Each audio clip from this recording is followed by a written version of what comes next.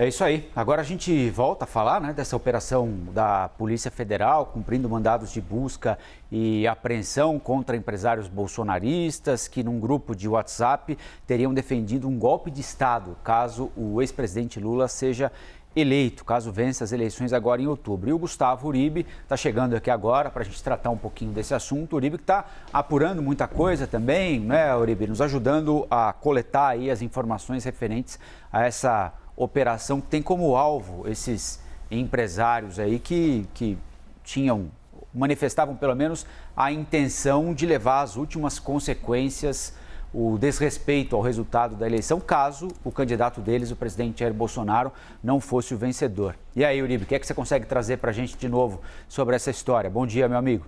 Bom dia, Colombo. Bom dia, Stephanie. Realmente havia uma preocupação não só após a eleição deste ano, mas antes, no 7 de setembro, que esses empresários pudessem financiar movimentos que pudessem, por exemplo, gerar vandalismo em prédios na Praça dos Três Poderes. É por isso que o ministro Alexandre de Moraes, na última sexta-feira, autorizou essa operação da Polícia Federal.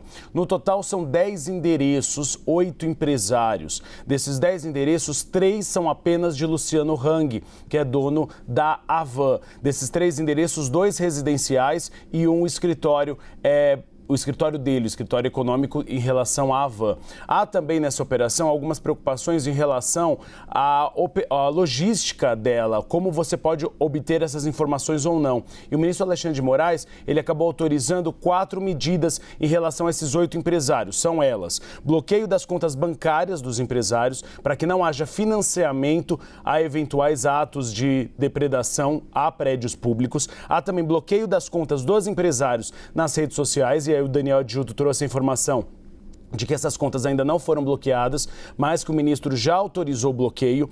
Tomada de depoimentos que deve ser realizada ainda hoje ou até o final desta semana, e aí o Supremo Tribunal Federal e a Polícia Federal vão marcar com a defesa de cada um desses empresários, e também quebra de sigilo bancário. É interessante, uma curiosidade, que um dos alvos é o fundador da Tecnisa, Meio Negri, e o prédio dele é bastante conhecido da Polícia Federal em São Paulo. Já houve outras operações contra vizinhos. Há empresários da JBS, por exemplo, que moram neste prédio, e há também a cobertura do filho do ditador da Guiné Equatorial, contra o qual também foi alvo de uma operação.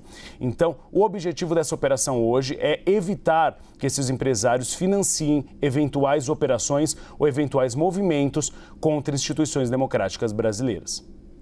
Uribe, queria te ouvir também sobre uma mesma pergunta que eu fiz para Brasília agora há pouco, né? Claro que essa operação ainda está em andamento, né? Busca e apreensão ainda em andamento, os policiais federais estão nas ruas agora, mas o fato dessa decisão de autorizar essas diligências ter saído das mãos do ministro Alexandre de Moraes já diz alguma coisa sobre o momento? Lembrando que o presidente Jair Bolsonaro ontem na sabatina à TV Globo, ao Jornal Nacional, disse que os dois estavam vivendo até que um momento de pacificação, né? Depois de duros embates, com xingamentos, né, inclusive por parte do presidente da República, agora parecia que ia pacificar, né? O que a gente espera daqui para frente com esses 2 CPFs envolvidos?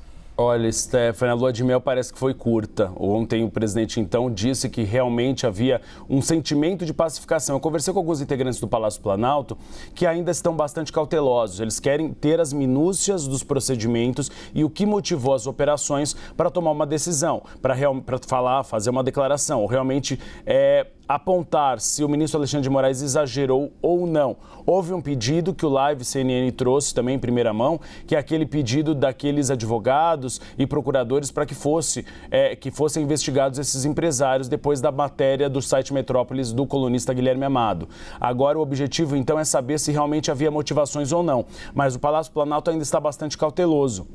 A orientação dada ao presidente Jair Bolsonaro, inclusive, é para esperar o encontro de hoje do ministro Alexandre de Moraes com o ministro da Defesa, Paulo Sérgio Nogueira. Saber como será esse diálogo, essa retomada de diálogo, porque as Forças Armadas consideram que Edson Fachin acabou rompendo as conversas com o Ministério da Defesa e com as Forças Armadas e que é o momento de esperar um pouco. Mas o que a gente viu é que, realmente, nessas conversas, os empresários falam de um golpe militar. E o que o Supremo Tribunal Federal, nas mãos de Alexandre de Moraes, quis fazer é realmente investigar. Não há prisão, é busca e apreensão, é averiguar uma material para saber se realmente havia a montagem ou se estava sendo arquitetado algum plano de vandalismo contra os prédios públicos e contra integrantes da Suprema Corte. Então, por isso que ainda há bastante cautela na posição do Supremo Tribunal Federal e também na posição do Palácio do Planalto neste momento.